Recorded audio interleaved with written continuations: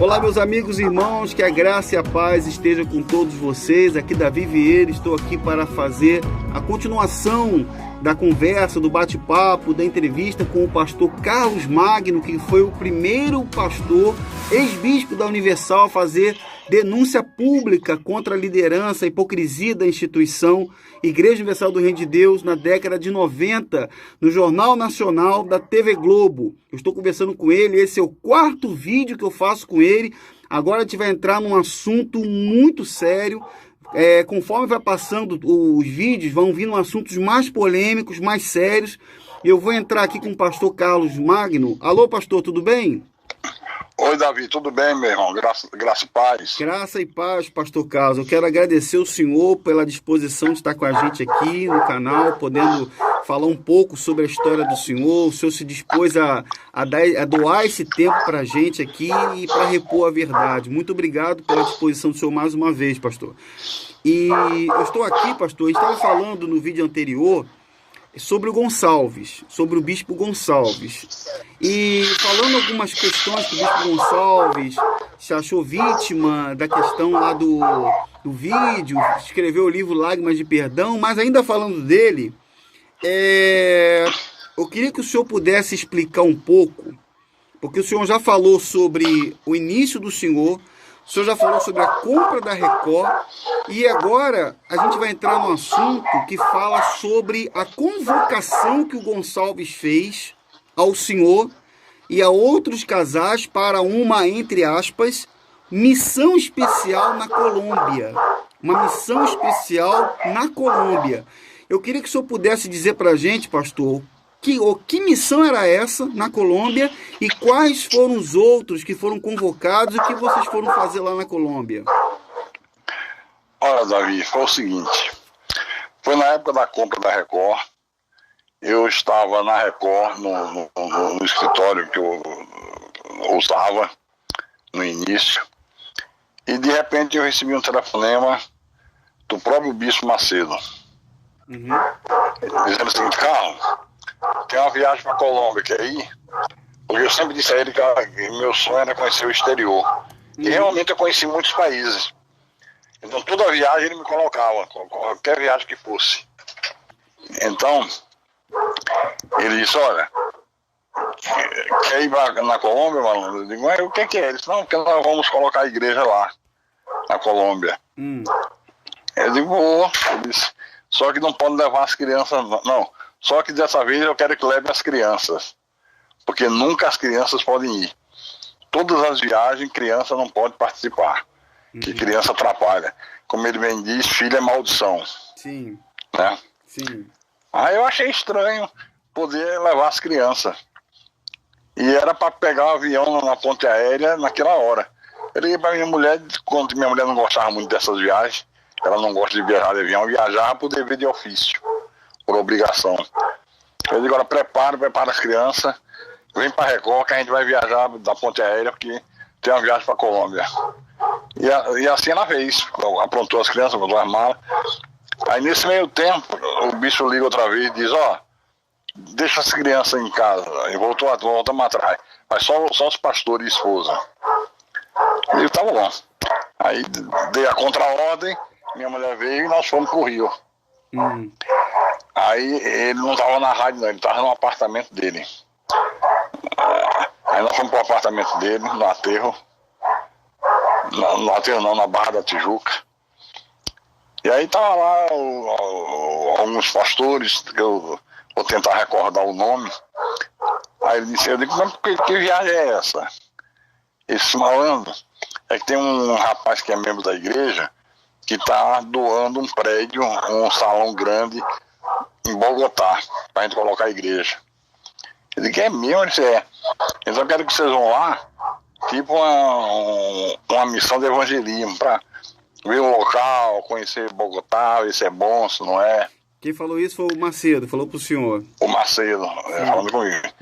Ele disse: mas o problema é que a gente foi comprar passagem de avião e o voo da Colômbia foi ontem, e só tem uma vez por semana. Eu digo: e agora? Ele disse: não, o Gonçalves está tentando alugar um jatinho da Líder. E realmente alugou. É até interessante que eu soube que a líder só aluga com dinheiro vivo.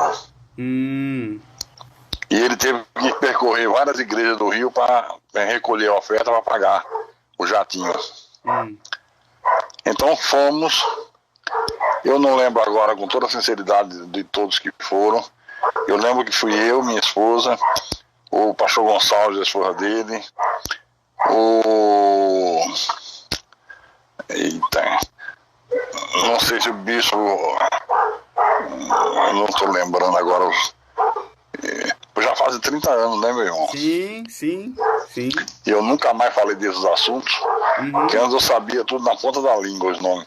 Mas para não fazer que não causar injustiça, tinha um rapaz que era um argentino, ele era responsável pela parte de comunicação, de vinheta da igreja. Ele foi com a esposa, não lembro o nome dele agora. Bom, eu sei que foi 5 casais, meu pai, 5 ou 6 casais. Aí chegamos em Bogotá, fomos pro hotel. Já tinha hotel reservado, tudo. Aí, meia hora depois, o Gonçalves ligou e disse: Carlinho, vou levar o pessoal para fazer uma reunião aí no teu quarto, no teu apartamento do hotel. Tem um recado que o bispo mandou. Eu digo: tá bom, pode vir. Aí ele veio com a turma toda, todos os pastores, todo mundo veio. Aí se reuniu no meu quarto.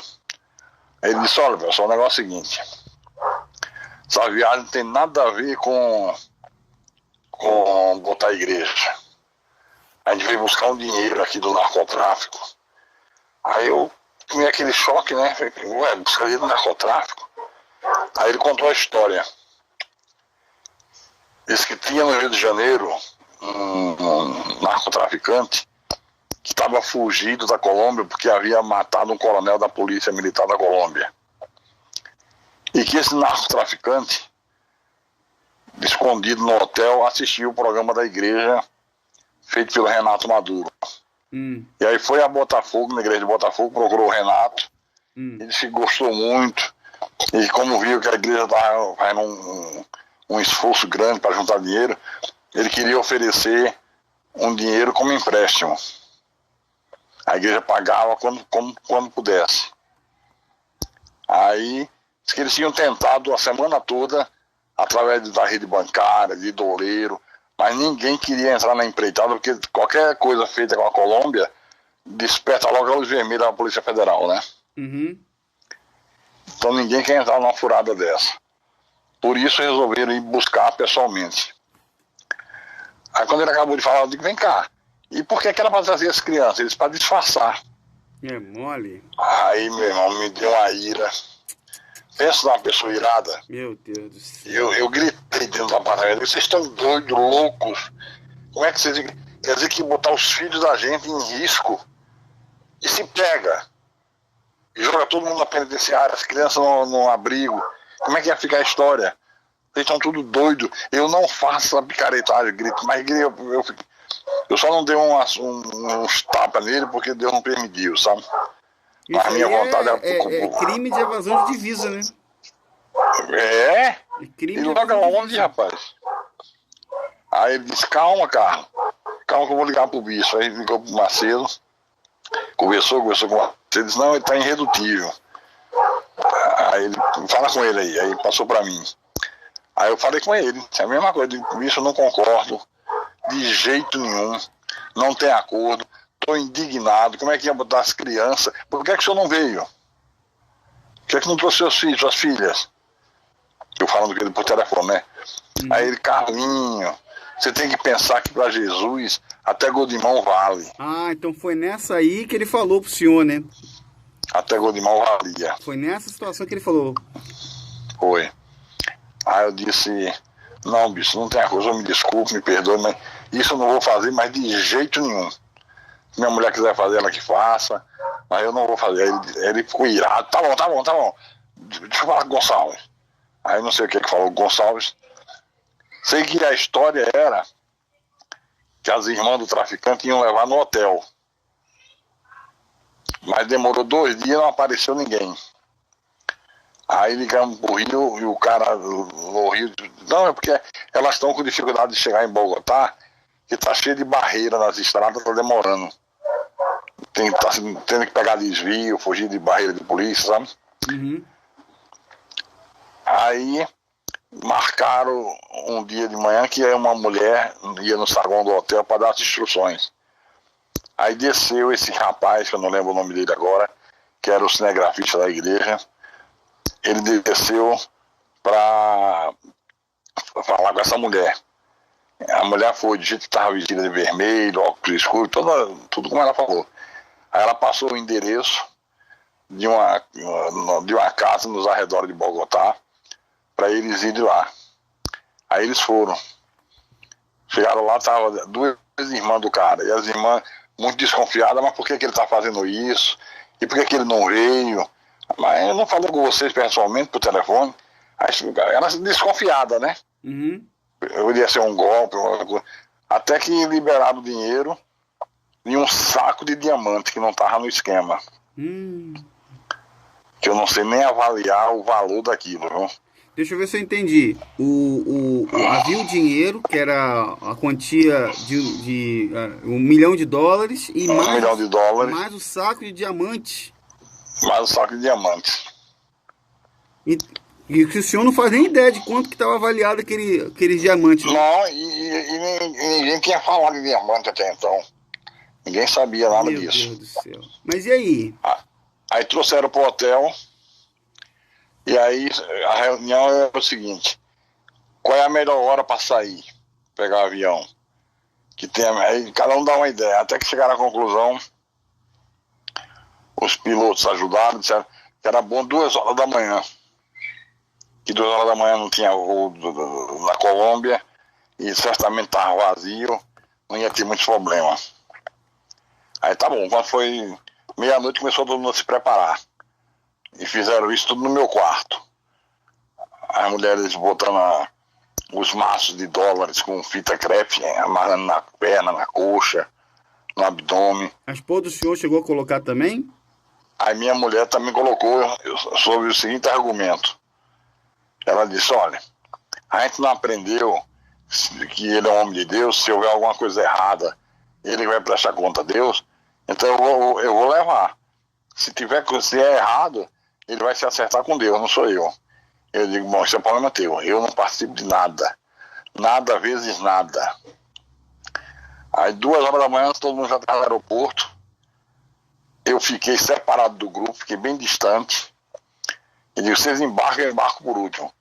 Se tivesse alguma coisa, se eu descobrisse algum deles lá com dinheiro, eu não ia ser preso, eu não estava no grupo. Meu Deus do céu. Entendeu? Mas passou tudo na maior tranquilidade do mundo. Meu Deus do céu. Aí eu fui sozinho, pronto, passei também sozinho. Eles já estavam dentro do avião, entrei. Avião comercial comum, né, só diz, né?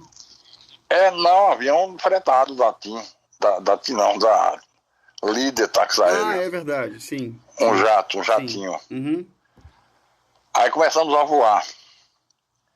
Aí o Bispo Gonçalves levantou uma questão. Onde fazer o check-in, né? O check-out com menos perigo de ser descoberto. Aí ele falou com o piloto, disse, piloto, nós fizemos algumas compras, compramos videocassete. Mentira, que lá não é nem lugar de compra, lá tudo é caro, sabe? Mas o piloto ou engoliu porque quis, ou sei lá por quê. Aí o que a gente faz, o que é melhor pra gente fazer o check-out sem o pessoal apreender o que a gente comprou? Aí o piloto disse, o melhor é Manaus. Em Manaus eu conheço todo mundo, lá a gente resolve a parada rápido 100%. E aí fazendo em Manaus, ao invés da gente descer no Santos Dumont, aquele aeroporto ali do Flamengo, como é que chama? Do Galeão? No Rio? É no Rio. Santos Dumont, Galeão. Não, é Santos Dumont. Santos Dumont. Em vez de descer lá no outro... Galeão é na ilha, é outro, diferente. No Internacional, a gente já desce direto no Galeão. E assim foi feito. Parou em Manaus, o cara desceu, daqui a pouco voltou, pedi o passaporte de todo mundo e $100 de cada um. Você vê? É mole. E aí pronto, tudo bem, liberou tudo, carimbou todos os passaportes. Chegou no Galeão, desceu direto sem fiscalização sem nada. Quer dizer, se aquele avião viesse com toneladas de cocaína, entrava do mesmo jeito. E isso provavelmente deve acontecer aos montes, né? Deve acontecer aos montes. Deve acontecer. Droga, arma. A corrupção existe, impera, né? Mas depois que o senhor chegou aqui, essa turma chegou aqui no Rio, qual foi o destino? O destino foi abolição? Não, aí desceu no aeroporto, aí mantiveram contato com ele estava na Rádio Copacabana, que é bem pertinho lá, do aeroporto.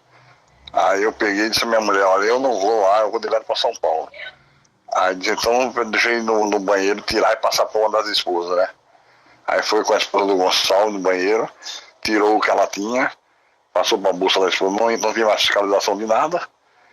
E ali eu peguei o avião e fui com minha mulher para São Paulo. Ali foi o início da minha saída. Ali começou a minha saída. Porque aí a gente já não se relacionava mais como antes, sabe? Sim, deixa eu perguntar uma coisa para o senhor.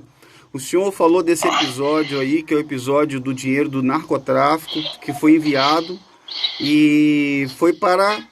Quando o senhor diz que esse dinheiro ele foi usado na compra da Record, de fato era o que se precisava na época, né?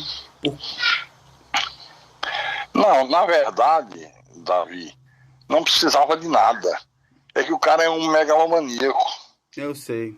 Não precisava de dinheiro. Dinheiro é o que menos importa. Agora, se você tem dinheiro sobrando, para que você vai entrar na empreitada dessa? Exatamente, Não é uma coisa megalomaníaca? É ganância. É um psicopata. Quanto mais quer, quanto mais tem, mais quer. É um louco. Sim. É como meu pai dizia, como é que você não enxerga que esse homem é um louco? Esse homem é um psicopata. Eu ficava intrigado do meu pai, porque eu não aceitava meu pai falar isso dele.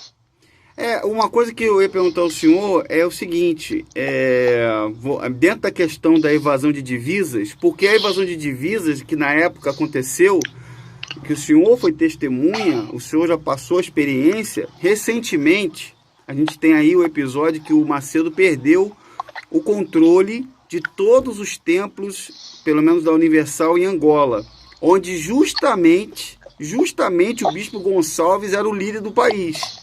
O Bispo Gonçalves que estava lá no episódio lá da Colômbia, encabeçando lá e mentindo lá do jeito como o senhor relatou. E isso lá em Angola aconteceu devido às denúncias de pastores da Ativa que denunciaram desde racismo a violação dos direitos básicos à vida, né? Que também incluíam invasão de divisas.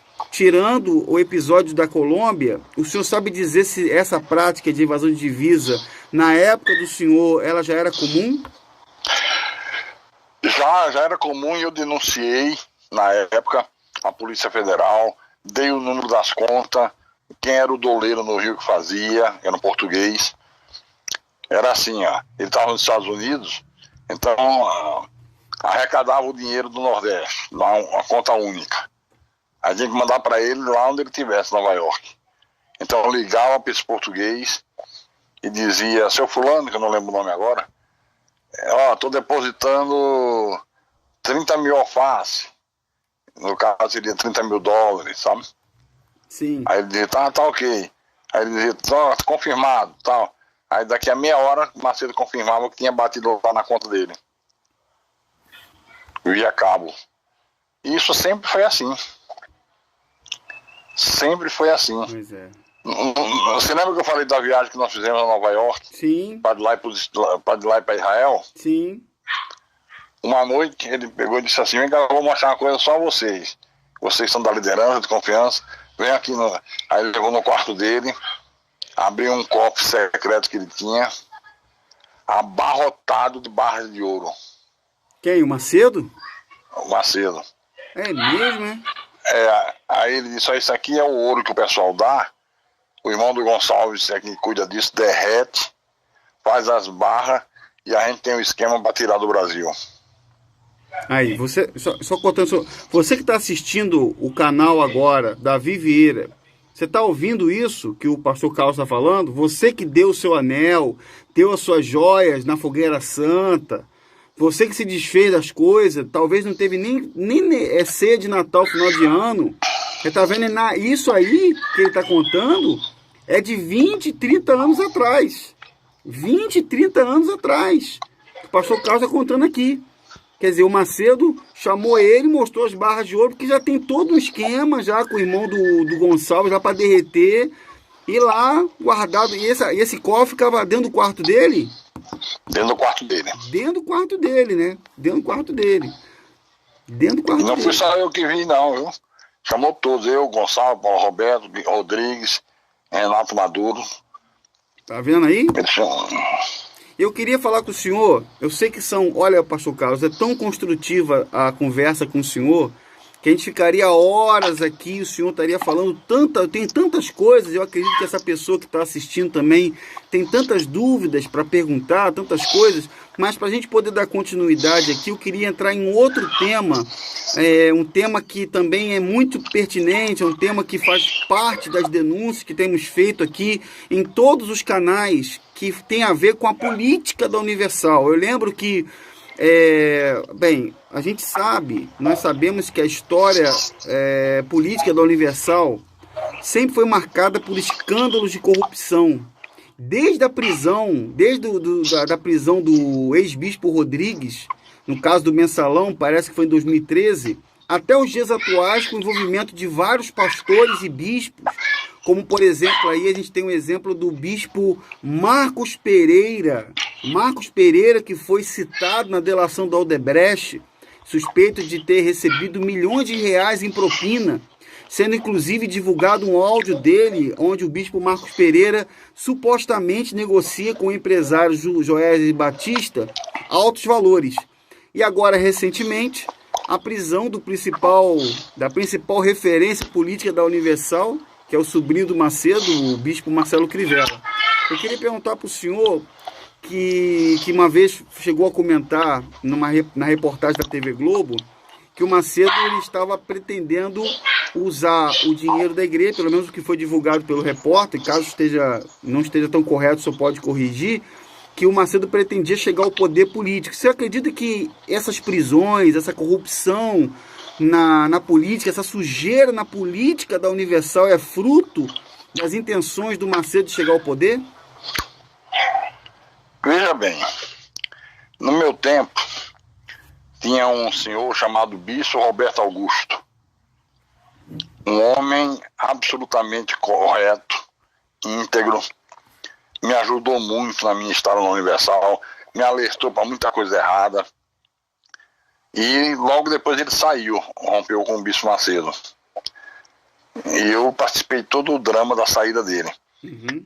E ele dizia para mim, Carlos, tenha muito cuidado para não botar você em rabo de fogo, ele chamava a expressão, em rabo de foguete.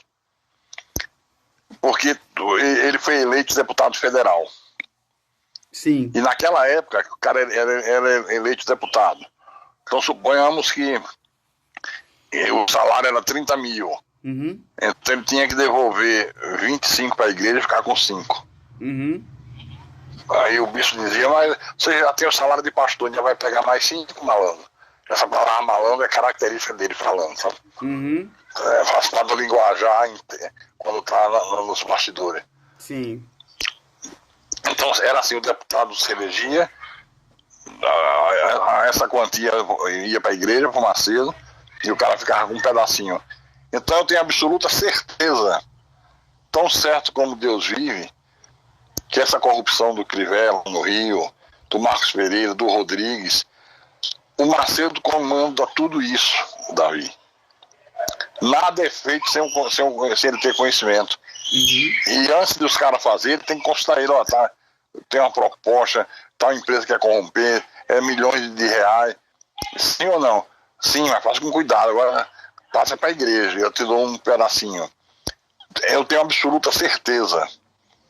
Não tenho medo de errar. Porque sempre foi assim. Porque, se o senhor me permite, o que a gente tem hoje de relato de pastores e pessoas que a gente vem divulgando nos canais, é que o que dá a entender, não sei se na época do senhor era assim, que quando, por exemplo, eles estão fazendo uma coisa errada e está dando certo, o que dá a entender é isso, tá errado e está dando certo, o Macedo falava assim, a liderança fala assim, ó, vai em frente, tipo, vai em frente, agora se pegar, se te acharem, isso é contigo, tipo assim, olha, a gente não tem nada a ver com isso, e eles tiram dele da reta. Eu não sei se na época do senhor era mais ou menos isso, porque o que acontece hoje, o que parece é isso. Por exemplo, fazendo uma comparação aqui, na questão, voltando um pouquinho na questão da evasão de divisa, na África, muitos pastores reclamaram disso, que quando eles vinham para o Brasil, tu vai ver tua família no Brasil, mas tu vai levar esse dinheiro aqui. Se pegassem um pastor na alfândega, com aquele dinheiro, eles diziam que estava roubando. Então, no caso da política, também acontecia a mesma coisa. Pastores envolvidos com corrupção, eles vão dizer, não, isso é o deserto deles. Recentemente, o próprio Macedo colocou lá numa publicação no Facebook, quando falaram do Crivella, eu postei isso no meu Instagram. Bispo, vamos orar. O Macedo botou assim, eu passei pelo meu deserto, a minha prisão, o Crivella, ele está passando pelo dele. Quer dizer, que raio de deserto é esse? Que raio de deserto? Ele tem uma tática que ele usa muito quando tem que tomar uma decisão. Vou consultar o conselho de bispos. Tá. Não existe conselho. Pé de elefante. Isso é mentira. Mentira. É uma maneira de... Normalmente ele faz isso quando ele quer tomar uma decisão que vai desagradar muita gente. Não foi eu, foi o conselho de bispos que decidiu. Entendeu? Sim. A ideia que o leigo tem é que tem um conselho que reúne lá 100, 200, 300 bichos e ora, decide, tudo mentira. Tudo mentira, não existe nada disso. Tá vendo aí? Pois é. Eu queria entrar em outro assunto com o senhor, aproveitando a oportunidade. Só para poder lembrar aqui, eu estou falando com o pastor Carlos Magno de Miranda, o pastor que foi o primeiro a fazer denúncia pública contra Edir Macedo na década de 90, foi divulgado no Jornal Nacional da TV Globo, a denúncia em que mostrava o Bispo Macedo fazendo aquela reunião do Daodece. Eu estou conversando com ele agora aqui, e nós já gravamos alguns vídeos, e eu estou aqui no 4º vídeo falando com o pastor Carlos sobre esses assuntos. Pastor, eu quero entrar num outro assunto com o senhor aqui, diferente desse. Eu sei que são tantos assuntos para falar, tantas coisas, mas eu quero falar um pouco sobre o seguinte. Eu tinha comentado anteriormente que no filme, o senhor sabe bem que o Macedo fizeram 2 filmes, o Macedo pediu que fizesse para ele, 2 filmes, fantasia, de ficção, para louvor e glória dele. Um filme que exalte ele, filme de ficção, de fantasia, nada a perder, nada a perder 2, que só pode ser para a glória dele, para a glória de Deus que não é. E esses filmes arrecadaram milhões de reais, onde ele é retratado como um super-herói. Um homem que é tipo um guru, né? Que passa por tudo, que vence. Isso. Né? Só que tem um detalhe. Mas por outro lado, o senhor ganhou um papel nesse filme também. O senhor ganhou um papel no filme de super vilão. No filme que o senhor estava no meio deles, o senhor era o homem que registrava tudo em vídeo de maneira tendenciosa e depois se rebelou. O que o senhor acha disso, dessa participação direta lá no filme do Nada a Perder?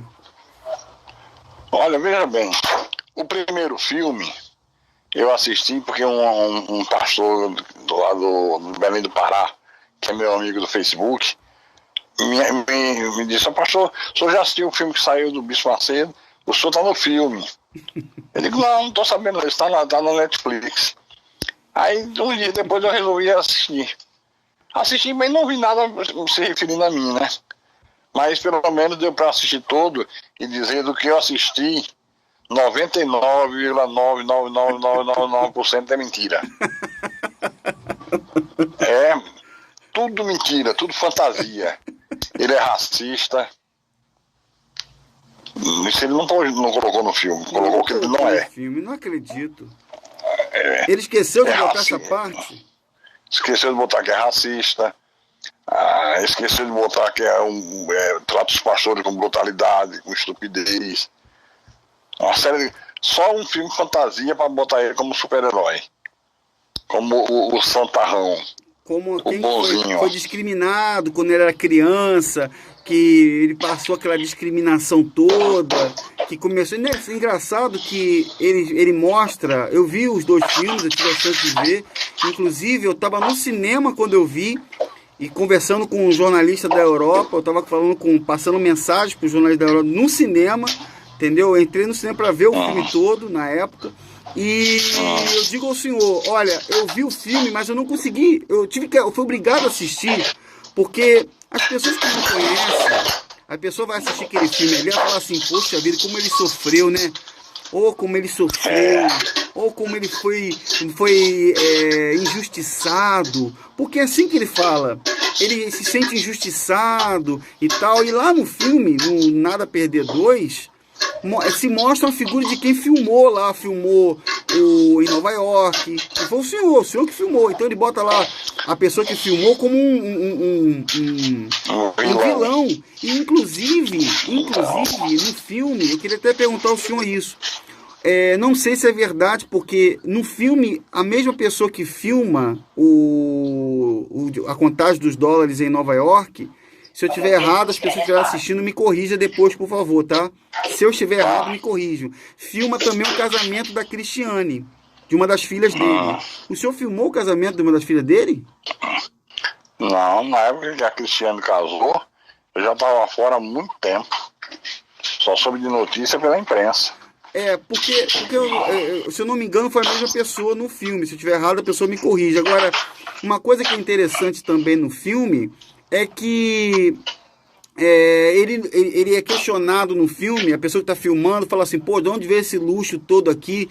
Aí encosta um pastor no filme e fala assim, vem dos milhões de livros que ele já vendeu, direitos autorais. Ele fez 2 vídeos falando dos milhões de livros que ele já vendeu e ganhou direitos autorais em cima de livros e filmes. O que o senhor tem a dizer sobre isso? É o seguinte, essa história de direito autoral de livro é uma picaretagem sem tamanho. Isso é apenas para fazer lavagem de dinheiro e justificar a fortuna que ele tem. Sim. Sempre foi assim. Sempre foi assim, porque inclusive isso, ele falava sem nenhum pudor na frente da gente. Imprimia os livros, naquela época a maioria era doado, ele dava nas ofertas, né? Dava do ofertório. Quem ajudar até 20 vai levar o livro e tal. E depois mandava imprimir a nota fiscal com números estratosféricos, que dali ele fazia o imposto de renda para justificar o que ele tem. Inclusive eu denunciei na época, dei o número de telefone, o nome da pessoa da Receita que fazia isso para ele. Então, hoje é a mesma coisa. O direito autoral dos filmes, não sei o quê, tudo mentira. Porque quando o filme passou, eu vi pela imprensa, a maioria das salas de cinema vazias. Sim, eu tava lá, eu mesmo tava lá. E eles dizendo que estavam superlotados, que era um sucesso de bilheteria. Isso é para fazer lavagem de dinheiro. Porque ele tem um padrão de vida tão elevado que ele tem que justificar isso. Sim. Se ele for pego na malha fina, ele tem como justificar, porque como ele sempre fala, ele nunca deixa de falar isso. Meus direitos autorais. Um dia desse eu até comentei no Facebook, eu digo, será que algum dos apóstolos requereu direito autoral? Exatamente. Não, eu tenho livros escritos, Deus me livre de eu pegar R$1 como direito autoral. Não é? De graça recebeste, de graças dai. Sim. Essa é a regra divina. Sim. A igreja não me mantém. Hoje eu vivo, minha esposa tem um food truck, meu filho tem outro, vendendo comida. Vivo de aluguel, moro numa casa de aluguel, não tenho luxo, não tenho nada. Porque eu não vejo na Bíblia nenhum pastor, nenhum apóstolo, nenhum discípulo que tenha vivido em luxo, em riqueza. Não existe isso.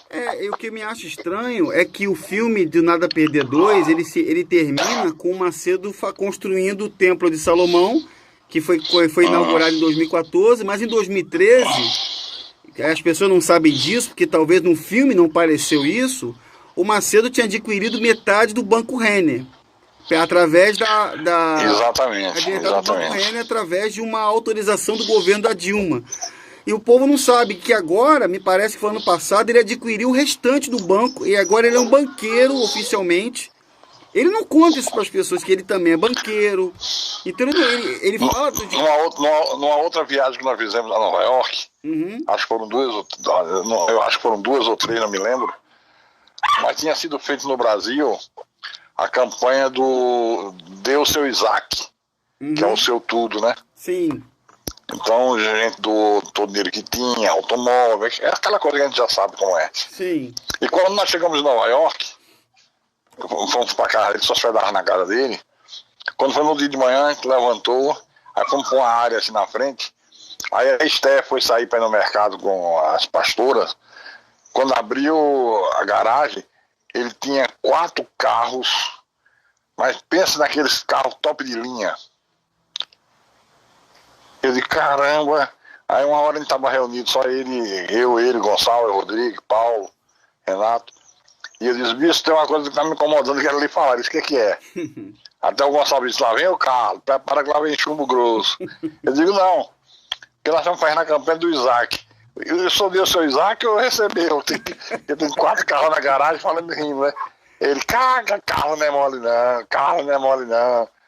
Não, cara, meu Isaac é minha vida, já foi posto no altar, toda a minha vida. Então é a vida dele no altar e o povo que tem que dar tudo que tem, da casa, carro, da conta no banco, dá tudo.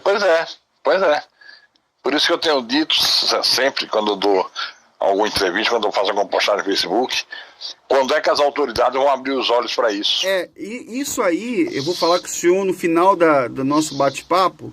Eu vou entrar nessas questões também com o senhor, sobre a opinião do senhor sobre os dias atuais, aí, a Universal e o Bispo sobre os dias atuais. Mas eu queria entrar com o senhor aqui num assunto muito, muito polêmico. É um assunto muito grave, muito sério. Eu acho que vou deixar até para o próximo vídeo.